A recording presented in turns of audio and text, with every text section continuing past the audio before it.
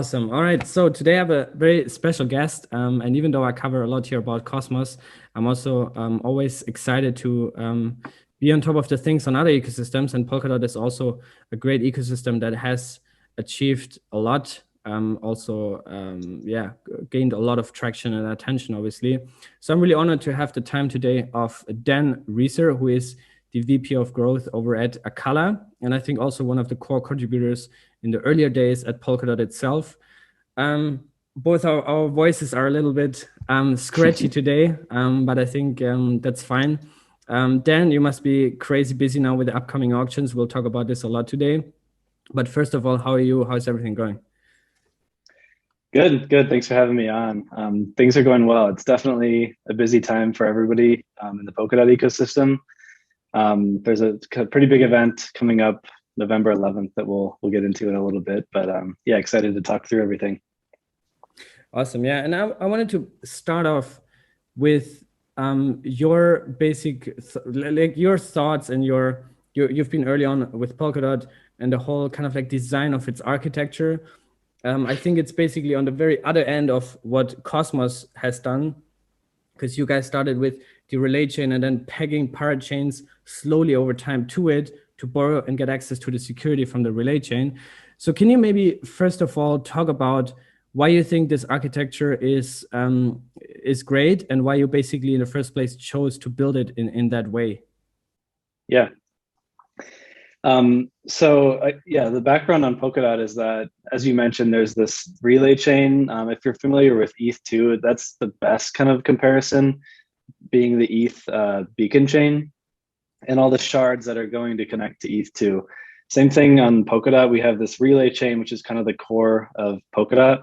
And then as you can see around here, all these parachains, as we call them, which are all layer 1 blockchains. These are all connecting to Polkadot's relay chain, similar to the shards that I mentioned in ETH2. As a parachain team, why would you want to launch on Polkadot? Number one, you already touched on, which is security. It makes it a lot easier on these teams who are building a blockchain platform for applications, liquidity, and what have you. It makes it so much easier on them to come and just plug into Polkadot's existing security set. So basically inheriting all the validators that already run Polkadot, instead of having to go out and worry about bootstrapping this whole community of validators, which require hundreds of millions, if not billions of dollars to feel comfortable running a network. That's number one. Number two, when you connect to Polkadot as a blockchain, you also get this kind of out-of-the-box cross-chain ability with all other parachains connected to Polkadot, in addition to all the blockchains external to Polkadot that are bridged. So I know there's a team building a Cosmos bridge for IBC with Polkadot. There's a bridge, multiple bridges to Bitcoin. There's multiple bridges to Ethereum. So it's really going to become kind of a central part of the entire blockchain ecosystem once all these bridges are kind of built and these parachains on Polkadot are live. Because as of today, what's today, October 21st, 2021? As of today, there's actually no parachains live on Polkadot. So this gray circle that you can see here in the middle of the relay chain is all Polkadot has been for the last year and a half. But pretty soon, what we're getting close to is the beginning of parachains actually launching on Polkadot, which to me this is ultimately like this is the real Polkadot launch. Polkadot itself is really just an infrastructure. All the activity and action is going to happen on these parachains because that's where you build applications, and that's where all the users and liquidity will be.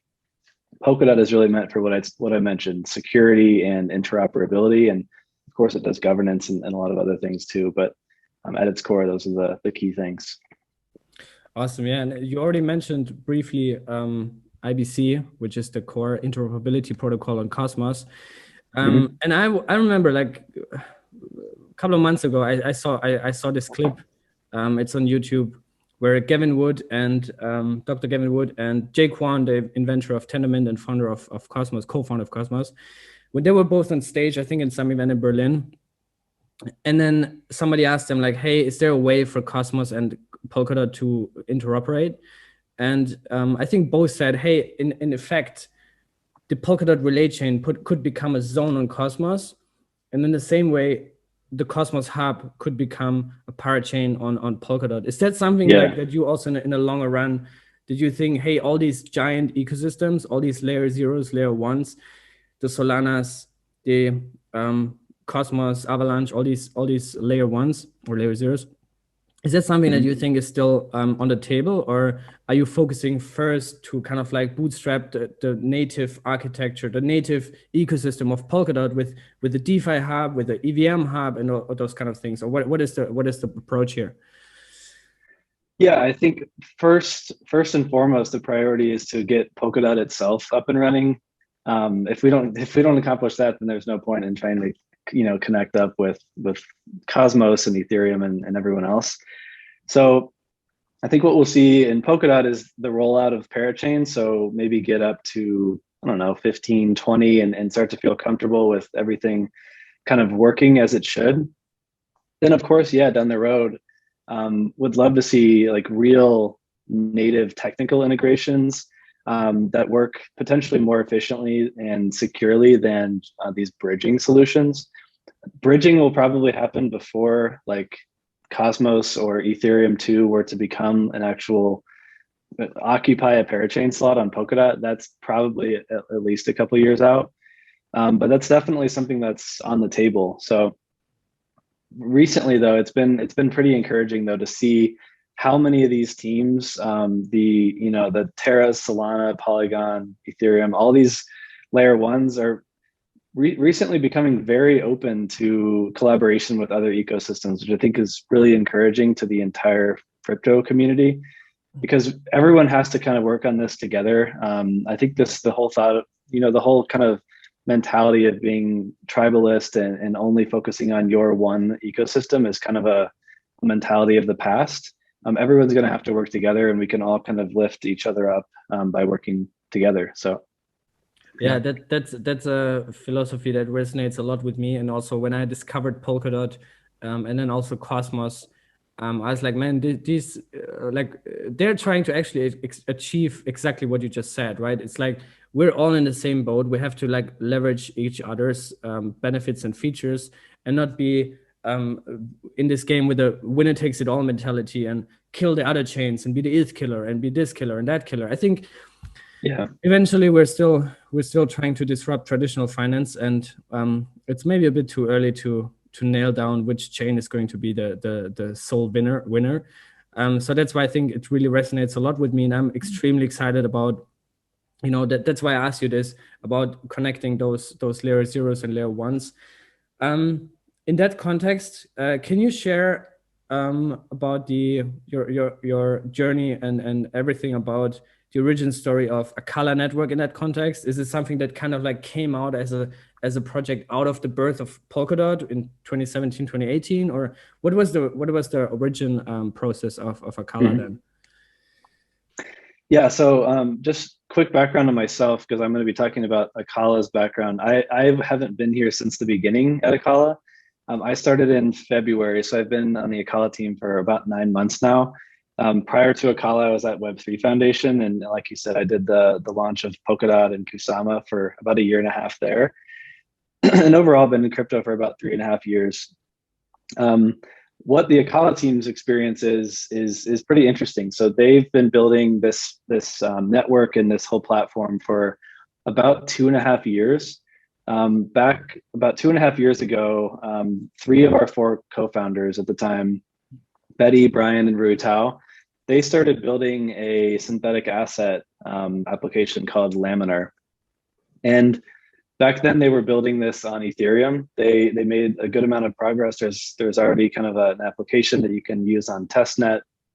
And back then they were building it on Ethereum, funny enough. So they actually went to, I think it was Hangzhou, China, to one of the first ever Substrate hackathons. And for your kind of viewers, Substrate is the blockchain development framework that you use to build blockchains in the Polkadot ecosystem. So this was an early Substrate hackathon, and they met the 4th co-founder, Fuyao, at that hackathon.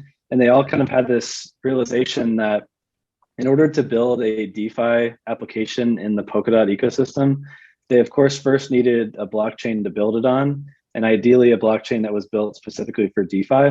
But then also they realized that there needs to be a stable coin that the entire Polkadot ecosystem can kind of build around, just like what happened with DAI on the Ethereum ecosystem. It's this decentralized stable coin that a lot of innovation kind of built around as DAI as the foundation. So they set out then from that moment on to kind of form a team. The four of them co-founded Acala. That eventually evolved into what it is today. So Acala has built a DeFi customized blockchain. So this is a layer one, just like I was talking about before with parachains. Acala will be a parachain on Polkadot.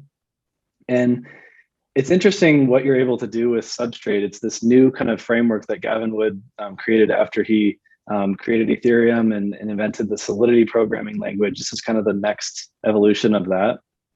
And what they've been able to do on the technical side with Acala is take what we used to think of as products. So we used to think of stable coins and decentralized exchanges, liquid staking products all as products.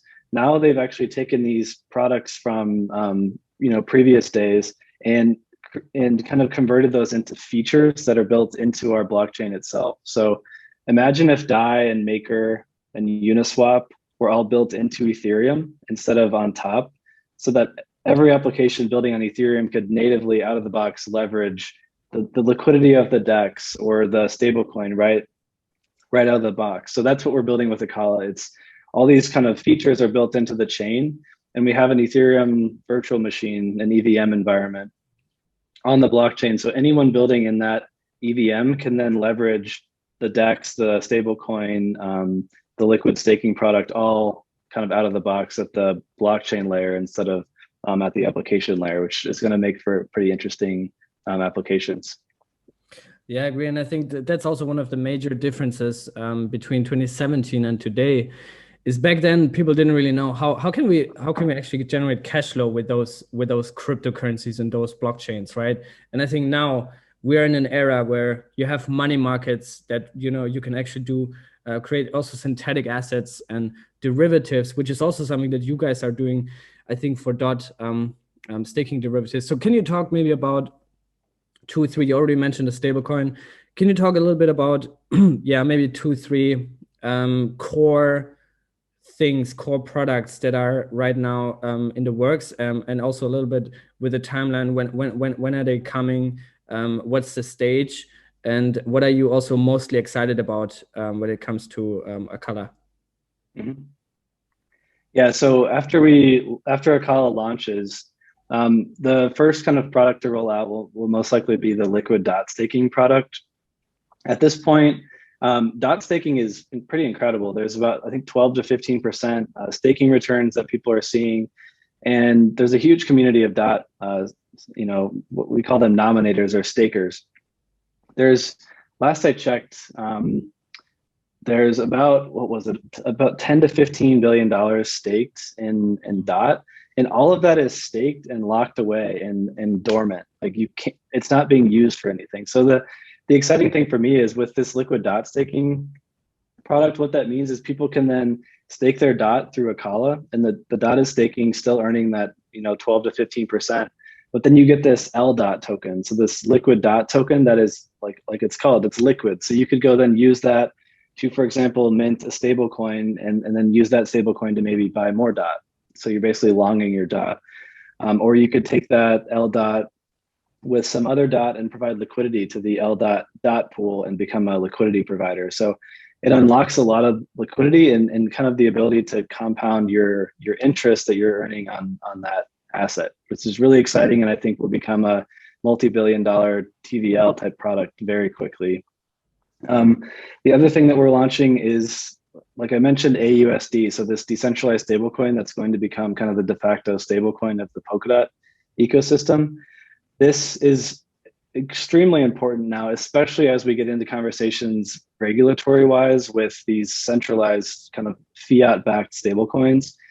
DAI is usually over the peg, so over $1, because there's more demand than there is supply in DAI. So what that tells us is that in addition to DAI and UST from Terra, there is huge demand for a decentralized stablecoin, especially one that is kind of diversified in terms of what cryptocurrencies are backing it or collateralizing it. So in AUSD's case, this is a decentralized stablecoin that's really like fundamentally backed by DOT, the DOT ecosystem. So assets like DOT derivatives like liquid DOT, but then bridged assets, so wrapped Bitcoin, wrapped ETH. So this is going to be a kind of a foundational piece to Polkadot. So those are a couple of the products that we're going to be launching soon after launch. Your other question was, what am I really excited about kind of in addition to that? I think one of the coolest things that's happening in terms of DeFi trends is this blending of worlds between fintech and traditional banking and DeFi. What we're starting to call hi-fi or hybrid finance. We have an integration that's being built with a US fintech company called Current. Current.com is they call themselves a neobank or one of these kind of newer fintech companies. They've been around, I think, since the last 5 or 6 years. They right now have about 3 million customers who have a savings account with them. So they're probably earning about 0.5%. But what we're building with them is a DeFi backend to help bring DeFi yield to these traditional customers without them having to deal with private keys and all this complicated stuff. So they haven't figured out exact naming and exact numbers, but just to paint a picture of what this will look like, one day these Current customers will open up their app on their iPhone or their Android, and there'll be probably a pop-up that says, like, would you like to join this new product? Maybe it's called Current Yield, for example. If they sign up for that, it might be 3% or 4%. But what's actually happening in the background is super interesting. So the dollars from these Current customers will be flowing out of the bank account through an on-off ramp into crypto. And then that will be going into the Akala dollar that I just mentioned. Then this will be going into Akala itself, into this kind of yield engine. So the yield is coming from multiple sources, including things like liquid dot staking that I mentioned to you. Akala has a grant from the Compound team over on Ethereum. They're building Compound Gateway, which is kind of their own money market. We'll be generating yield from that. But what's happening is there's all this yield being generated. So let's say that's maybe 10 to 15%. That will then be liquidated, maybe weekly, maybe monthly, sent back through that flow, converted back into dollars, and then sent to those Current customers to get them to that maybe 3-4%. Of course, there's a delta there to hedge for price fluctuations. There'll be some sort of an insurance mechanism, but incredibly exciting for me to see just the first example of a fintech integration. And this will be the first of many for Akala, kind of becoming this DeFi backend for more front-facing consumer applications in the fintech world. Yeah, I love it, man. I think this is definitely, we'll see more of this in the next coming years. And I think also you've seen a growing interest of institutions to kind of like get involved in crypto, but they don't even know where to start. So if solutions are kind of like spoon-fed to them, with benefits that basically make their customers happy, I think it's an absolute no-brainer for them to say, hey, let's give it a try. Really exciting things. And it also kind of like leverage the exposure of the crypto industry as a whole, right? To like the whole financial industry and fintech sector. Really exciting. Now let's talk a little bit about Karora and on Kusama. There was already, I think it was the first winner, right? So congrats on that. Yep. First winner of the first Kusama auction, a couple of months ago, months, I don't even know. Can you talk a little bit about that, about your thoughts about Kusama in general, and then also, since you won the slot, what does it actually mean for you as a project, and also maybe for the community? Mm-hmm. Yeah, so just for a quick background, so Kusama is essentially the same type of architecture. So we showed earlier that Polkadot diagram. Kusama is the same. If you look at it, it's a relay chain. There's parachains that actually are already connected. So I mentioned no parachains are live on Polkadot. As of today, 11 parachains are live on Kusama. So what Kusama is essentially kind of an experimental or kind of more risk-taking, fast-moving version of Polkadot. And it's really meant to, number one, help Polkadot be better and more safe, more reliable, because everything that we'll launch on Polkadot in terms of products and features, including parachains, as we're seeing today, launches on Kusama first, and then once everything's been kind of seen in a real value environment, then it's ready to move to Polkadot.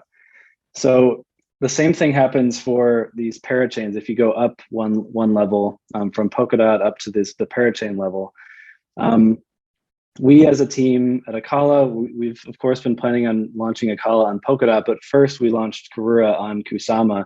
And Karura is the same type of products that I mentioned for Akala, but all based around KSM and the Kusama community. So we've already launched KUSD, which is our stablecoin that's backed by things like KSM. We'll be backed soon by things like Wrapped Bitcoin and ETH. We've already launched our liquid KSM staking product. So this is working in production right now. Our DEX has been live for a while. And actually, as of today, the first cross parachain token listing will happen on that DEX. So really cool and exciting to kind of prove that all this technology works. So this Bifrost will be kind of listed on Karura Swap, our initial kind of implementation of the DEX. And this cross-chain token will be listed there, which is really interesting because it's not a wrapped token like we're traditionally used to with bridges. This is native token transfers from one parachain to another because of the way that Polkadot is set up.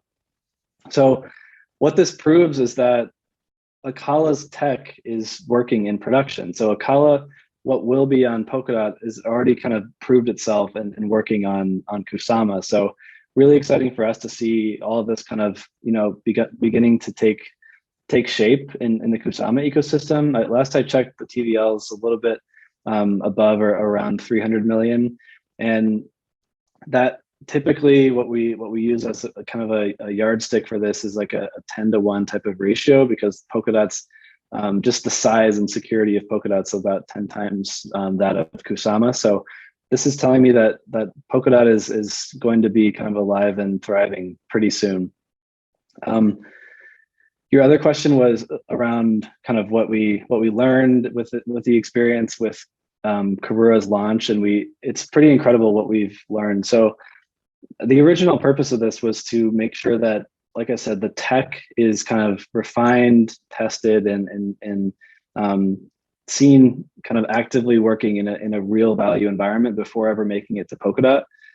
But what I've also been interested, I'm not a developer, I'm not technical, but it's been super interesting to see that not only are the developers benefiting from this Kusama Polkadot relationship, but I'm also benefiting on the marketing community side strategy, because now when we're doing all this on Polkadot, preparing for these parachain auctions that I can explain in a little bit, we've already done this once. We've already launched once. We've already launched a stable coin. We've already launched a liquid dot staking or liquid KSM staking. So all these product launches we've done once. So we've kind of already practiced once before going into Polkadot.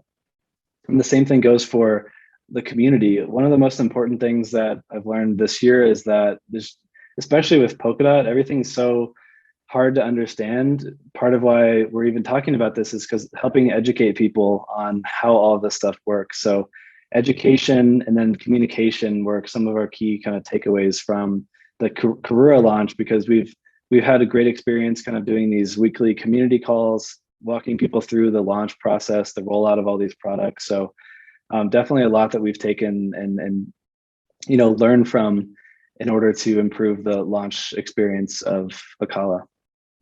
Yeah, and Kusama has been such a big success that also other chains are now looking into implementing Canary networks, such as Cosmos, right? I think you also tweeted about this. They're implementing now the Sagan network, which is coming, I don't know, probably later this year or early next year. And I think it's cool to see that projects are, taking the best things from each other.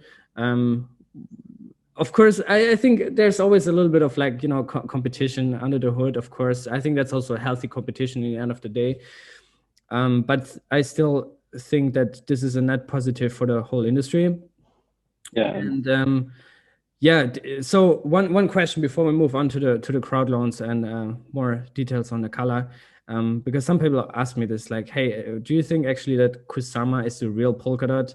because also the I think one of the core features is actually that the governance is 3 or 4 times faster than it is on Polkadot, right? So you can implement changes faster, and everything that is kind of like innovative gets on Kusama first before it goes on Polkadot, right? So it goes testnet. You also made a great thread about this. I will link this under this video, where you explain the architecture, and then it goes from there's 2 testnets, I think, onto Kusama first, which is a mainnet, a public live open mainnet with a real token and real value, and then it goes on Polkadot. So is that something that you're like, man, actually, we should go heavy on both, on Kusama and Polkadot now with Karura and Acala? Because maybe Kusama turns out to be the actual Polkadot? Yeah, so this is also a related question that we get often is like, after Akala launches, then what's the relationship between Karura and Akala? So as I mentioned earlier, it helps us in the launch process, of course, like the beginning stages, but this whole relationship of like working, launching things first on Karura and then launching on Akala will happen for the rest of these networks' lives. So every time we have a new product launching, say it's a dApp launching on Akala, or say it's a new feature that we've built into the chain, this will all be launching on Karura first. And then once we see it in kind of a real value environment, then it'll move to Akala. So these 2 networks will continue to help each other become better in the future. On your other question, so I would say that it's nearly impossible for Kusama to become like the real Polkadot. Polkadot is what the focus is for the core team. It's been being built for 4 years. Polkadot is the focus and always will be, but Kusama is also a huge focus for the team and also for us as a Parachain team. So both of these are equally as important, but when you start to think, 3-4 years down the line, and what I was talking about with the fintech world, banking, imagine governments getting into this. The most important thing to everything in Polkadot and crypto in general is security. So security of Polkadot is right now about 10 times the size of Kusama, and will most likely always kind of retain that relationship. Security being the most important thing, this is where all the most high value and kind of secure applications will be built, is most likely on Polkadot. That is not to be said that Kusama won't and doesn't already have its own thriving ecosystem. Kusama has really surprised a lot of people with how much it's grown in terms of its application ecosystem. It's right now DeFi and art and creative community. Kusama has really grown into its own kind of its own ecosystem and its own thriving community. So Kusama will continue to grow, and there will be chains and parachains and applications that do build exclusively on Kusama and may not even have an interest in going to Polkadot, because maybe they don't need the super high value security of Polkadot. But that's kind of where I see things going. Kusama and Polkadot will always continue to help each other and will be running in parallel. But I do think that Polkadot is and always will be the kind of primary network of these 2. Awesome. Yeah, I think that helps a lot for folks to understand the relationships between the 2. Now let's talk a little bit about the upcoming auctions and crowd loans on Polkadot, November 11th, yep, which is just 3 weeks away. I think now is the most important phase for all candidates to bootstrap the first get as many delegations as possible potentially in the first week. And you also published I'm going to share my screen for this. You published an explainer basically on Akala's path to winning the first slot on Polkadot. So here it is. Maybe can you walk us through this process, and also in that context, some lessons learned from the Kusama auction? Yeah. So I guess starting with the background and what this is. So you can see this little diagram, the Polkadot relay chain that we showed earlier. I mentioned how Polkadot right now is basically an empty relay chain. The first 5 slots, or these first 5 parachain slots, are about to open up on November 11th, but it's not like anyone can just openly launch. Gavin Wood and the team have built this mechanism called Parachain slot auctions, which essentially create competition between Parachain teams to help the best teams kind of rise to the top and launch first. So the way the process actually works is, I sometimes compare it to a traditional auction because it's easier for people to understand. Everyone's aware of like an auction on a home, for example. If you go to an auction, you're essentially going and bidding from whatever you can afford from your bank account, and you're competing with other people with the capital that they have access to as well. But that's option number one. Imagine option number two, where you come to an auction, but you've actually gathered funds from your family, your friends, your neighbors, and you all source your funds together to go to that auction and win that house together. Your bid is going to be much more powerful and competitive in that auction than it would have been alone. So the same thing happens for these auctions on Polkadot. You come to this auction and you can either, as a Parachain team, you can bid with your own DOT if you have a lot of DOT and you think you have a good chance of winning the auction. Or number two, which is what almost everyone's going to do, you can do something called a crowd loan. So just like I was explaining with this traditional auction example, this is an event where the entire crowd or the entire community is helping to back a parachain or multiple parachains that they want to see win and launch on Polkadot. And then what that team gets to do is that DOT will go into a crowd loan account, and then they can use that to bid in the auction. So they're getting backed by the whole community instead of trying to bid on their own. So what happens is I'll just kind of walk through this diagram. So the crowd loans can open up a little bit before the auction. That's just a detail, but what really is exciting is the auction will begin. This is a 7-day auction. So the first auction will begin on November 11th. And Akala's goal is to win the first auction on Polkadot, just like we did with Kusama. And what will happen is we will have this crowd loan, and there will be DOT contributed to that crowd loan. And you can't necessarily bid portion of your crowd loan. You basically go all in. Whatever's in your crowd loan is your bid. So we start the auction, and then on day 3 of the auction, that's when this kind of ending period begins. So day 3 through 7 are the most important days, because the auction's actually called a candle auction, which means that in the traditional days, there would be an auction where when the candle would go out and the light would go out, that's when the auction would end. So no one could really predict when the end was. Same thing for these auctions. Day 3 through 7, you don't really know when the end is going to be until the end. And the ending period is kind of randomly chosen by the blockchain itself. So say Akala is winning days 4, 5, 6, and 7, and another team is winning on day 3. That means we have a 4 out of 5 chance at the end to win and be randomly selected by the blockchain itself. It's like basically choosing a block time. So if Akala, what happened on the Kusama auction was less exciting, but it was fine for us. We were winning at all times during that day 3 through 7. So at the end of the auction, we knew that we had a 100% chance of winning because we were winning at every block, So what could get really exciting is if there's a kind of a back and forth between two teams where like one team might be winning and then it's like this, then it's going to be really up to the randomly selected time as far as who wins.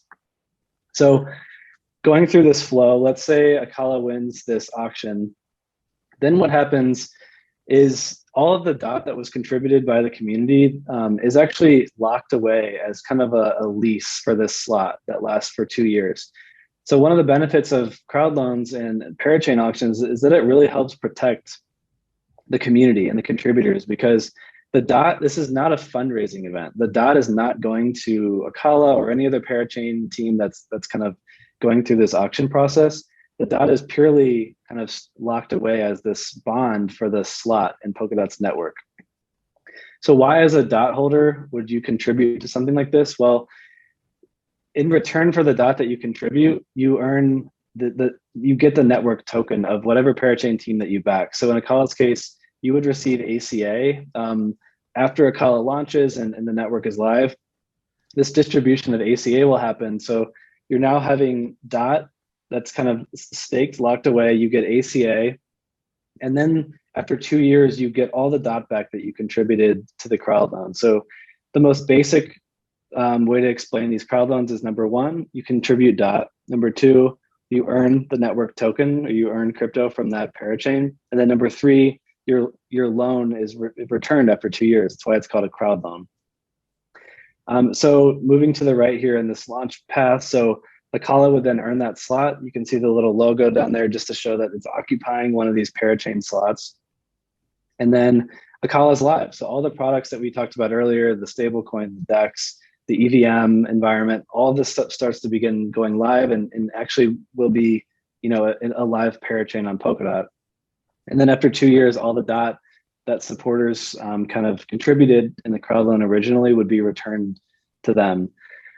I think it also helps to mention, of course, nothing comes without a trade-off. So the one thing about crowd loans is that in order to contribute DOT to a crowd loan, you have to unstake the DOT. So that 12 to 15% that we talked about with DOT staking, that's what you're kind of giving up as a crowd loan contributor. So your DOT will no longer be earning staking returns, but that's something that people just need to understand going into it. Of course, there's another network token that can play into that calculation. So that's overall what's about to happen.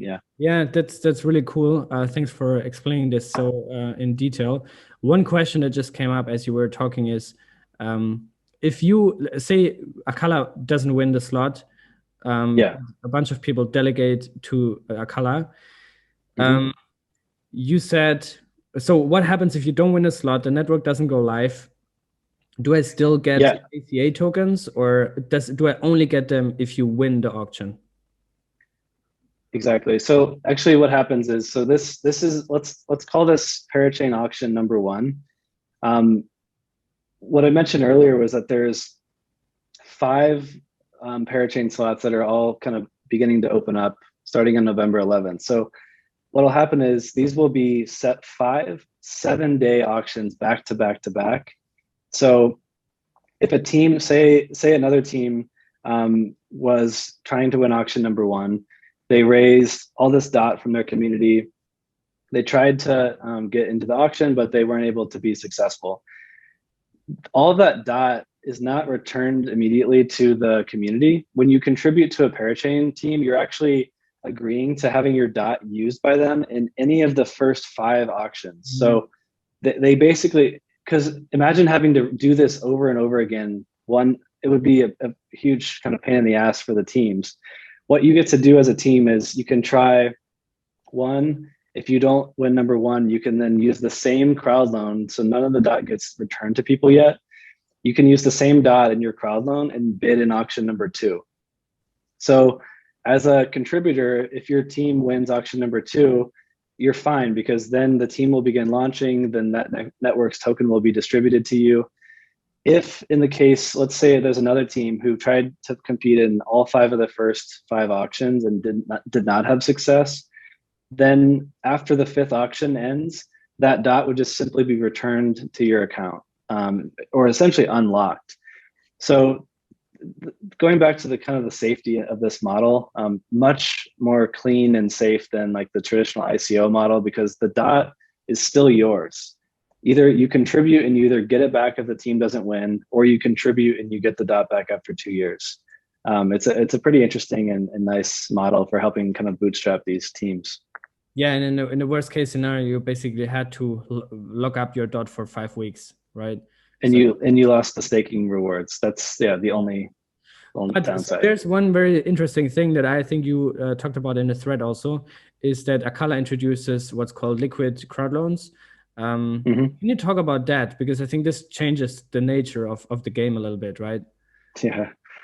Yeah. So what I mentioned during that explanation was the fact that when you contribute DOT, you're essentially agreeing to having your DOT locked away for 2 years. And some people, a lot of people said, like, in crypto, 2 years is like multiple lifetimes. It's so long, and who knows what'll happen in those 2 years. So we took that feedback to heart, and this is why I love working on the Akala team, because our developers are just top notch and can just whip out new products like super quickly. So Brian and the team kind of came up with this concept of LC dot, or liquid crowd loan dot.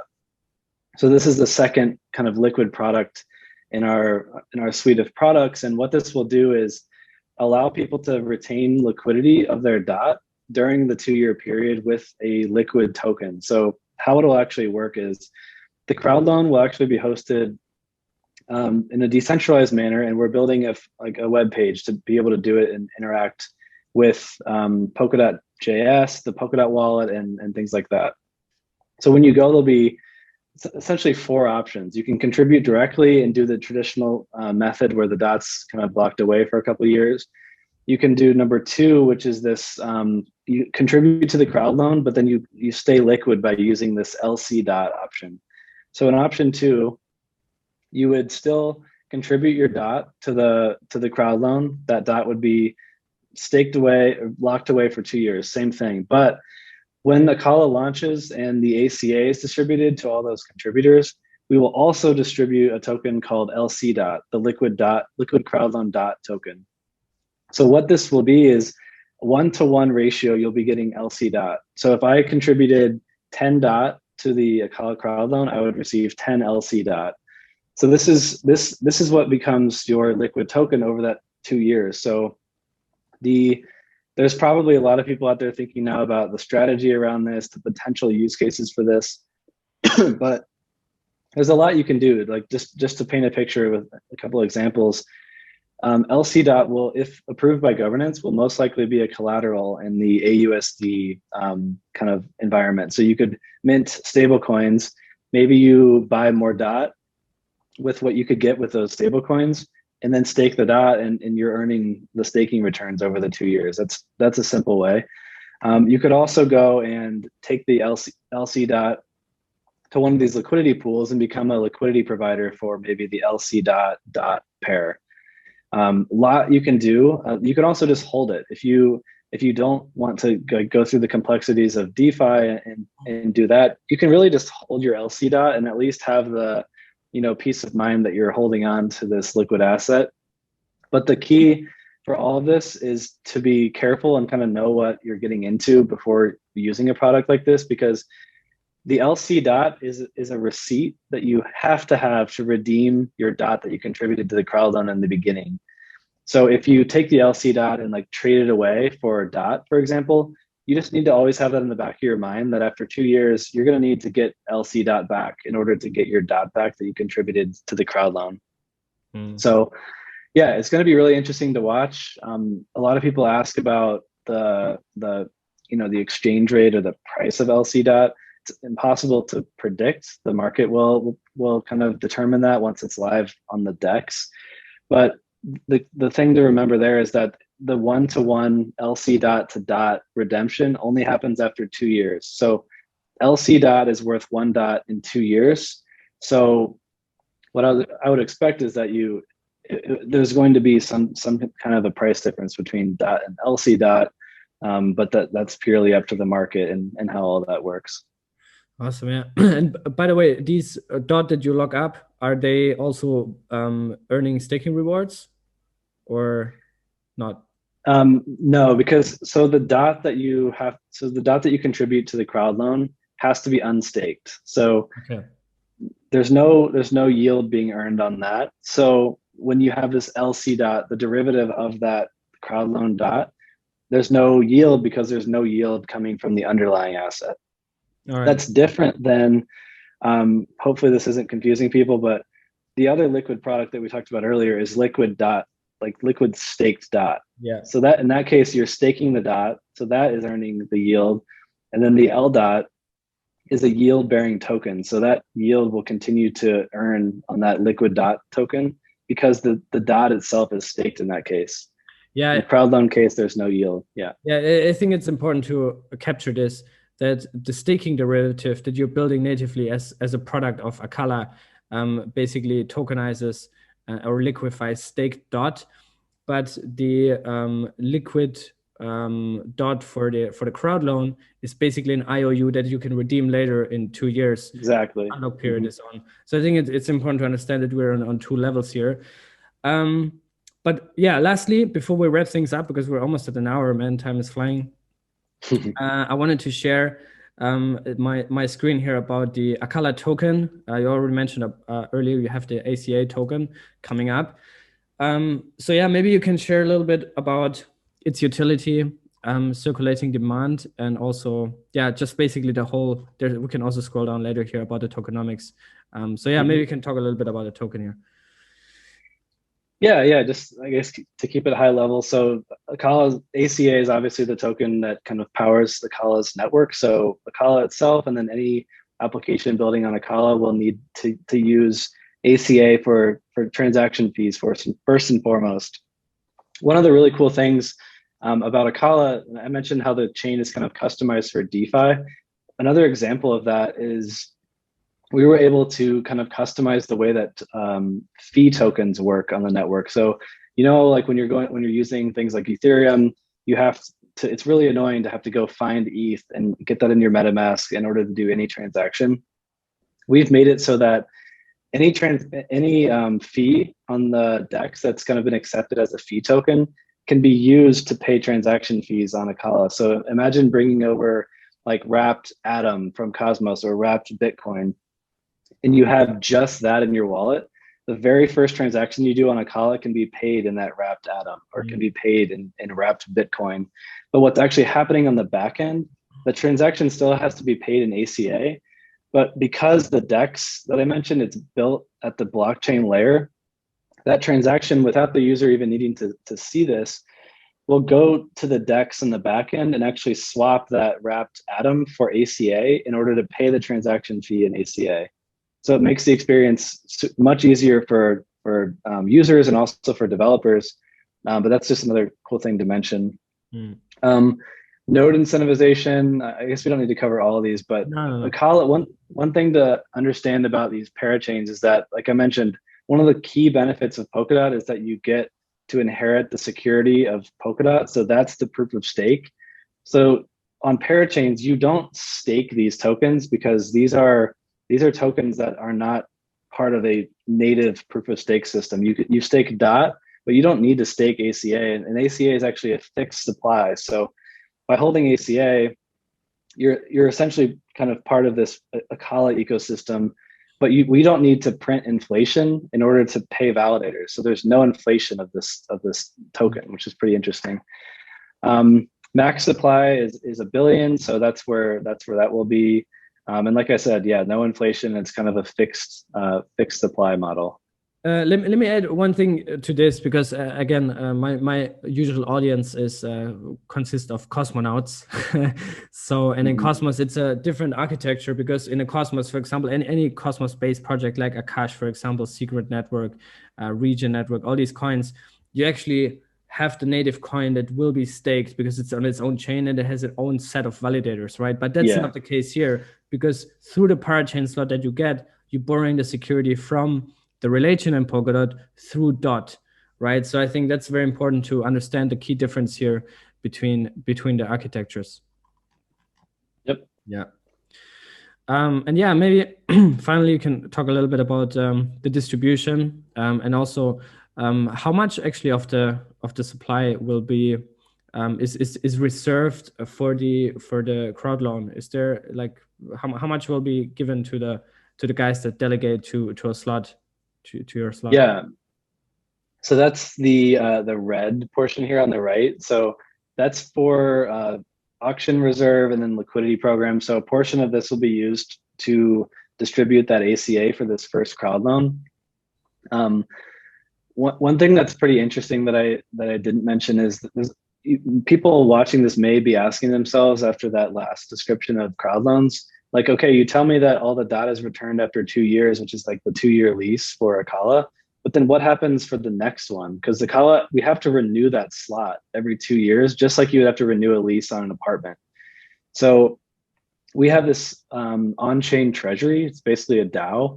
And we've done recently a kind of a public event where we raised about $61 million in DOT from over 20,000 people. And we're actually able to hold foreign assets, DOT, in the Akala treasury So we've already bootstrapped this massive treasury in preparation for 2 years from now. So in 2 years, we'll be able to do maybe a smaller crowd loan. We won't need to do much because what we can do is actually use Akala's own DAO to bid in a future parachain auction. So remember how I was saying how you can bid with your own dot? Well, in that case, that's how we become self-sustainable, because then as the treasury grows and grows, we can continue to renew our own slot with our own dot that the Akala network itself owns and governs. So that's pretty cool. The auction amount for this one, I believe it hasn't been released yet, so it should be in the range of, I would guess, around 15 to 20% of the supply. That will be released very soon. And then, yeah, a portion of this will be used for future crowd loans and then liquidity programs. So this is, for example, doing like a big bootstrapping program around like new dApps and applications that are launching on Akala. Awesome. Yeah, man, thank you so much for your time. We're almost at the hour mark. Actually, we are at the hour mark right now. Yeah, so as I let you go now, you have to share with us there was already a lot of incredibly valuable things that you share with us, but what is the biggest alpha leak that you can share with us, with the community? Something that is going to potentially also add a lot of value for the community. I guess an alpha leak for developers is the Akala EVM that's coming. This is going to be the most powerful and advanced EVM in the Polkadot ecosystem. We custom built our EVM instead of just using kind of the standard one. And the cool thing about this is an EVM. We call it the EVM Plus because it's EVM plus substrate. So to me, why would we want to build Ethereum, just copy on Ethereum onto Polkadot? Gavin didn't build Polkadot for just Ethereum to be used on Polkadot. We need to make this more powerful. So the Akala EVM is actually going to be able to use the EVM environment and regular EVM tools like Truffle and MetaMask, but also be able to plug into everything that we've built at the substrate level. So the applications built in the Akala EVM are going to be super interesting and also great for developers because the blockchain itself is customizable. Developers can then give new requirements to our team, and we can even upgrade the chain for them. The second one, I guess, for non-developers would be, I don't know, probably the liquid crowd loan dot, the LC dot that we talked about. That's kind of the most unique and interesting aspect of what's coming up for crowd loans, because it does open up a lot of different opportunities and liquidity for your dot. So yeah, that's a couple things, but thanks for having me on. It's been fun talking through all this. I think this was a great conversation and session. I think a lot of people, hopefully including myself, I learned a lot from you. So thank you for sharing that. And yeah, we'll keep track of everything and leave all the links under this video for people to follow up and also to follow you on Twitter, because you're sharing a lot of alpha there as well. So yeah, thanks for coming on, and we'll keep in touch. Yeah, thank you.